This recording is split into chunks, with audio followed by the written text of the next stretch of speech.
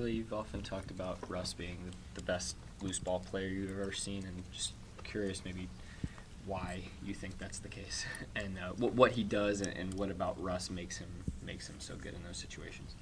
Well, I think he's really smart in terms of he always kind of gets a jump. I think he watches the ball. He figures out where it's coming off, and then he gets his athleticism and his speed and quickness involved. So, he's always gets a jump start on a lot of those things, and he's always quicker to it. And a lot of times I think you see players, reacting, and then he's already reacting a little bit before them. And then once he's reacted, because of his strength, his speed, his athleticism, he's just great at that.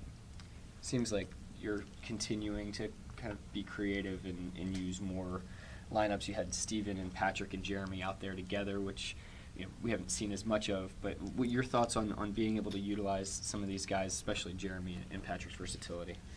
Yeah, I mean, I think the biggest thing is it's Paul, I think has displayed, playing that whole first quarter, he gets into a really good rhythm and he plays well. And as the game goes on, a lot of times he closes quarters out really well. So, sometimes it's hard just to have two of those four, one of those four on the floor all the time. There's going to be a period that there's not going to be, because I think trying to help those guys play in a good rhythm and play in flow and some consistency is important. And I think the bench came in there, especially in the fourth quarter, and really played well.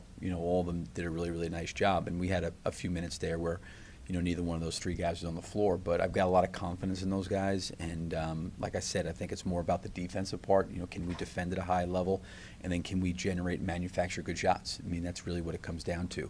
We're not going to always shoot the ball at a high level, but we can defend at a high level, and I thought we did that in the second half as an entire team.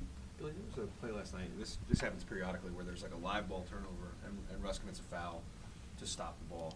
Do you want that happening, or would you rather have your defense, rather than have Russell just take a foul and add a foul? And like last night, he ends up with 5. Yeah. Do you have concerns about those kinds of plays?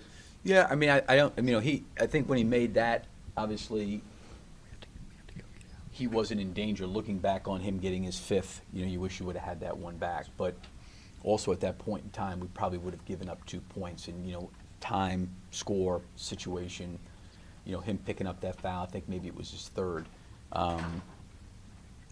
At that time, it didn't look too bad, but clearly with the way it played itself out, yeah, I mean, having that foul back would have been good. But sometimes, early in the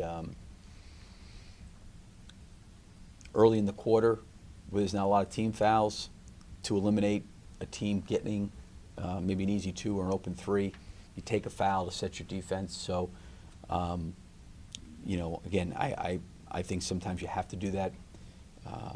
But obviously, knowing with what transpired, that probably one we would like to have had back. Anybody else? I always got Dallas tomorrow. We talked yesterday about the whole tanking situation. Just what do you expect to see when you have a team that's verbally admitted that that's what they're doing? Yeah, I don't really look at it that way. I know Rick Carlisle. I've known Rick Carlisle for a long time. His teams are going to go out there and they're going to play hard and they're going to compete. I just don't buy that there's players on the court that are not playing. And their guys are going to play. They got a prideful organization, prideful guys, and a veteran, experienced team. I mean, they just beat the Pacers. Pacers are obviously a very good team in the East. So we're expecting to get their best, effort tomorrow. Billy, why is it that role players tend to have such a divide between home and road? I mean, they're the obvious guesses as to why, but in your experience, why is it that that's so much more obvious in role players than it is in ones of higher stature? Yeah, I mean, a lot of times I think when you're a role player, there's not the same level of consistency as when you're a player that's a primary focus offensively, and I think that, where Alex Abrines got his shots and where he got the ball last night may be totally different to where he gets them against Dallas. Whereas Paul or Russell and Carmelo pretty much know where they're going to get the ball, they're going to get their spots. Steven knows when he's rolling to the basket where he's going to get his spots. But when you have guys that are not generators of offense by themselves, as in Patrick, Alex, Terrence, Jeremy to a certain extent on the perimeter, a lot of times they're relying on the ball, finding them in transition when they're open, when you make the extra pass. And sometimes, you know, those opportunities are maybe less in Dallas than they are in our last game against Orlando. But I also know, like Alex on the road in the Memphis game when Paul was out, had an incredible, you know, scored the ball really, really well because we found him. So a lot of times it's where those guys are getting shots, and I think it's just the inconsistency of where they get the ball a lot of times. What do you make of Paul's like really extreme home road 3-point splits? Like I mean they're very good at home, but on the road they're like historically amazing. Is that totally random? Yeah, I mean, I don't know. I don't really look at it that way. I think the last couple of games he hasn't shot the ball at the same clip he's been shooting it at, and I do think that for some of these guys, that to what I was just saying, when they're go away for 5 days and now come back and play 2 quick games, a lot of times it takes a little bit of time to get back into that rhythm and that flow that they've had a chance to get into.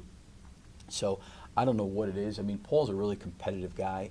You know, I think that you know, for him, you know, maybe the road he's inspired. I don't know, but he's always he's just a competitive guy, and I think, you know, there's always you're kind of up against it on the road a little bit with the fans, different arena, different situation.